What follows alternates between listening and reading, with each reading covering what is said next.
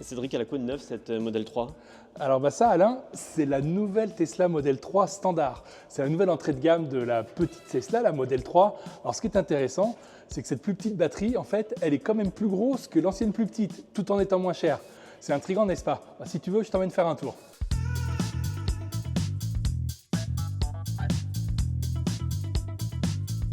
Avant de partir, tu me fais faire un petit tour du propriétaire? Alors en fait, cette nouvelle Model 3, elle évolue assez peu. Sur le plan technique, une seule modification, un nouveau pack de batterie qui lui permet, selon Tesla, de gagner 20 km d'autonomie en cycle WLTP. On est désormais en moyenne à 534 km. Visuellement, très peu moyen de différencier cette version standard. On retrouve les logos qui sont désormais noirs à l'avant et à l'arrière, et puis deux nouvelles jantes, des jantes en acier, 18 pouces qui sont recouvertes d'un enjoliveur en plastique qui est plein. Tesla le dit clairement, ça permet de gagner quelques kilomètres d'autonomie. Bon, bah écoute, on y va parce qu'on a quelques kilomètres à faire. Allez.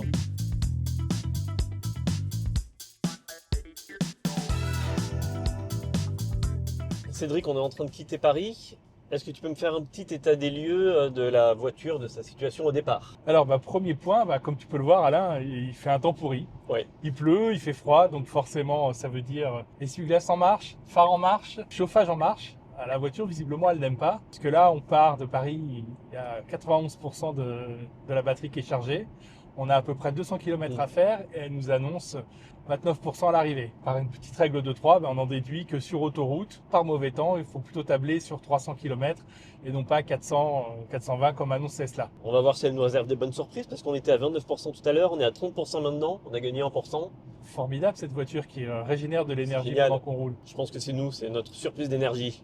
Alors sinon, pour ces premiers kilomètres, pas de changement. On est bien à bord d'une Model 3. Les habitués du modèle retrouveront leur marque sans aucune difficulté. La planche de bord n'est pas modifiée, l'intérieur non plus. Les seules évolutions de cette version standard millésime 2026, c'est l'habillage des sièges. Terminé ici, les sièges entièrement habillés de cuir écologique, de Sky, si on est mauvaise langue. Ici, désormais, on a le droit à un habillage en tissu. C'est inédit sur une Tesla. Autre modification, c'était une demande des clients. On retrouve le commode clignotant. C'est plus pratique, c'est plus naturel que la commande qui auparavant se trouvait sur les branches du volant, qui était franchement pas ergonomique. C'est quand même la première fois qu'on rajoute un accessoire, qui justement est un accessoire chez beaucoup d'utilisateurs. Espérons que nos camarades automobilistes franciliens notamment prendront l'habitude de davantage s'en servir maintenant qu'il est réellement accessible.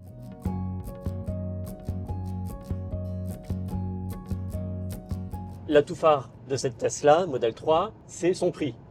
Effectivement, alors, une fois de plus, Tesla frappe très fort avec un prix de base sur cette version standard à 36 990 €. Mais ce n'est pas tout.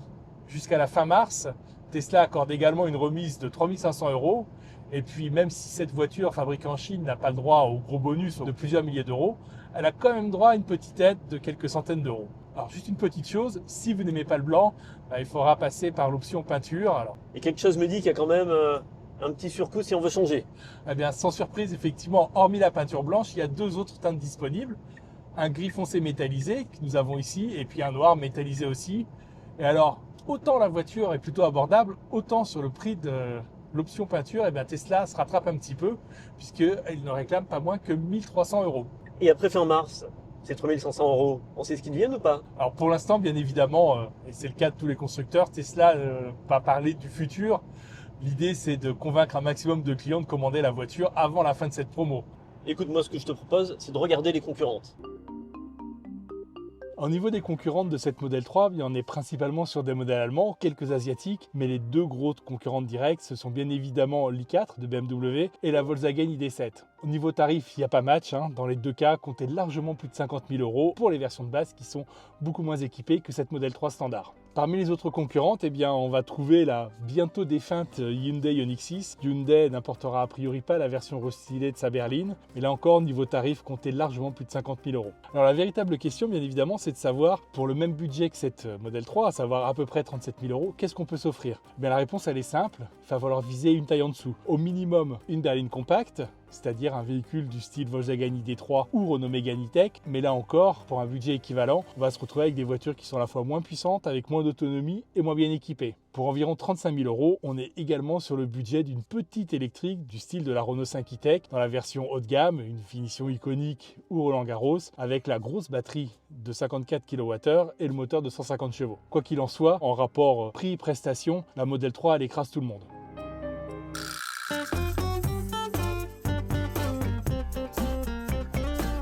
Cédric, on a fait une pause café, on avait plus besoin de recharger que la voiture.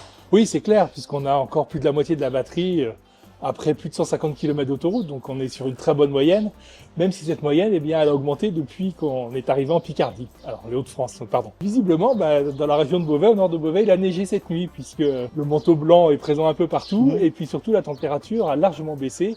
On est parti de Paris avec 7-8 degrés, on est désormais à 3 degrés. Alors forcément, la consommation de la voiture, elle a augmenté, pas dans des proportions considérables, mais d'à peu près 10%. On est passé d'une vingtaine de kWh au 100 km à peu près 22. On a encore une petite heure de route à peu près, je crois. À peu près. Alors c'est parti.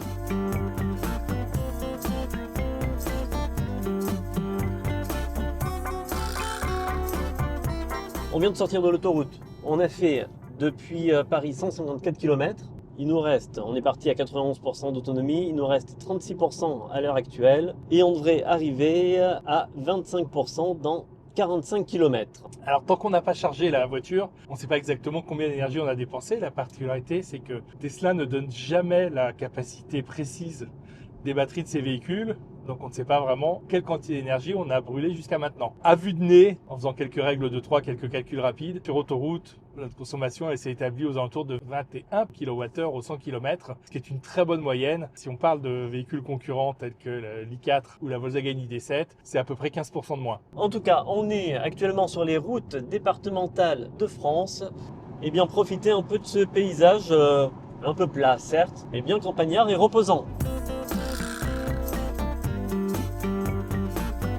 Le Komodo, c'est le Komodo clignotant, c'est un gros plus, on ne comprend pas pourquoi il l'avait supprimé. En revanche, ce qui n'a pas évolué et qui est toujours pas ergonomique, ce sont les réglages de siège et de rétroviseur. Comme toujours, il faut passer par l'écran central, ça demande quelques bidouillages, alors forcément j'imagine que quand on utilise une Tesla depuis quelques jours, quelques semaines, on arrive à s'y faire sans problème. Mais quand on prend en main la voiture, c'est toujours compliqué de retrouver les écrans, la façon d'avancer, de reculer, de rehausser le siège. C'est pas le meilleur point de la voiture. En revanche, puisqu'on parle d'équipement, on peut souligner que malgré la baisse de prix, Tesla n'a pas vraiment raboté sur la dotation. Tous les équipements importants, les équipements high-tech sont toujours de la série. On a toujours la conduite autonome de niveau 2, on a toujours les projecteurs à LED adaptatifs. Point important, le toit vitré panoramique, il est de série. On l'a dit, les sièges sont électriques, ils sont également chauffants, le volant est chauffant. Enfin vraiment, niveau équipement, rien à redire. Tesla a joué la carte du tout compris. Arrivé dans pas longtemps, nous sommes à Hesdin. Tu pensais aller à Hesdin ce matin? Je crois qu'honnêtement, j'aurais jamais pensé à aller à Hesdin de ma vie. Et regarde, sur ta gauche, je crois, tu as une bande de recharge. Tu vois? Pas mal. Formidable. Hein? Quand on dit que le réseau se densifie, et je vous présente un excellent établissement. Station I. Non, station E. C'est une petite boîte française. Et t'as un câble, mais c'est quel type ouais, de... mais ça, c'est un CHAdeMO. Au pire, je peux la brancher là-dessus. Ah bah branchons. Alors Cédric, elle était pas mal, petite adresse? Écoute, c'était un bon choix. Je le note et je ne manquerai pas de revenir. Bon, et ben maintenant, c'est bien beau tout ça, mais il faut repartir sur Paris.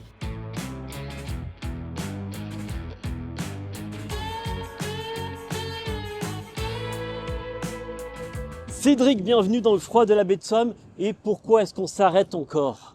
Parce que pendant le déjeuner, on s'est arrêté à une borne pas rapide.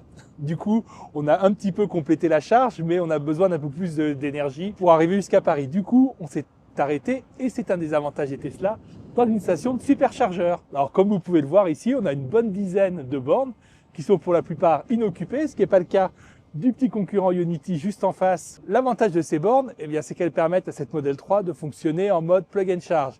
C'est-à-dire qu'une fois que vous avez rentré vos coordonnées bancaires sur l'application Tesla, Quand vous arrivez à la station, vous avez juste à brancher la voiture. La charge démarre automatiquement, plus de carte de recharge, plus de carte bleue. C'est formidable. Autre avantage, c'est que ces stations, elles rechargent rapidement. Sur cette Model 3, on peut atteindre jusqu'à 250 kW de puissance de charge maximale. Résultat, en 10 minutes, on récupère entre 150 et 200 km. C'est extrêmement rapide, le temps d'aller faire un petit tour aux toilettes. Bon, dis-moi, c'est bien beau toutes ces informations techniques, on va en profiter pour regarder un peu l'intérieur de la voiture. Eh bien, tu as raison parce qu'il fait froid. Alors, je vais en profiter pour vous montrer les places arrière. Alors, comme vous pouvez le voir, sur la Model 3, on a toujours les fameuses poignées affleurantes, poignées qui seront désormais interdites en Chine d'ici quelques mois.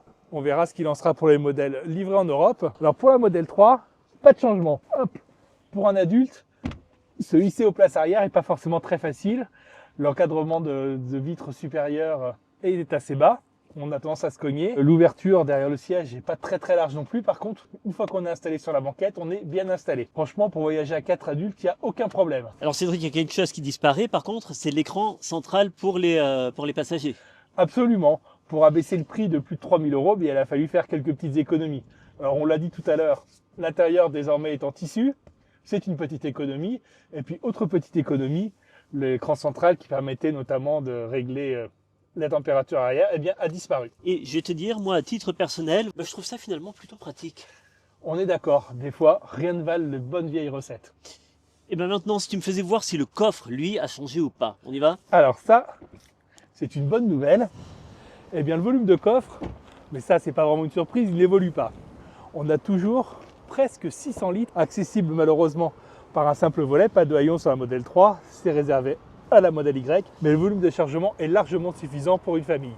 Et puis petite astuce pratique, double astuce pratique, nous avons ici un grand rangement pour les câbles de recharge et on a également presque 90 litres de volume de chargement supplémentaire sous le capot avant. Tu veux dire dans le frunk? Dans le frunk, absolument. Viens, je vais te montrer ça. Donc le fameux frunk qui s'ouvre depuis l'écran central, ça c'est pas très pratique, mais qui offre un volume tout à fait raisonnable. Nous, on va se remettre à l'intérieur au chaud pendant le temps. On va même surtout reprendre la route parce que la recharge, mine de rien, elle est terminée. On est à combien? On a largement de quoi rentrer à Paris. Comme tu peux le voir, en 10 minutes, on a récupéré plus de 39% d'énergie, largement effectivement de quoi rentrer à Paris. Tu vois, même ça, ce qui est intéressant, c'est qu'on gagne à peu près 10% de charge entre le moment où tu commences à toucher l'écran pour débrancher. En fait, il faut commencer à débrancher dès que tu as branché.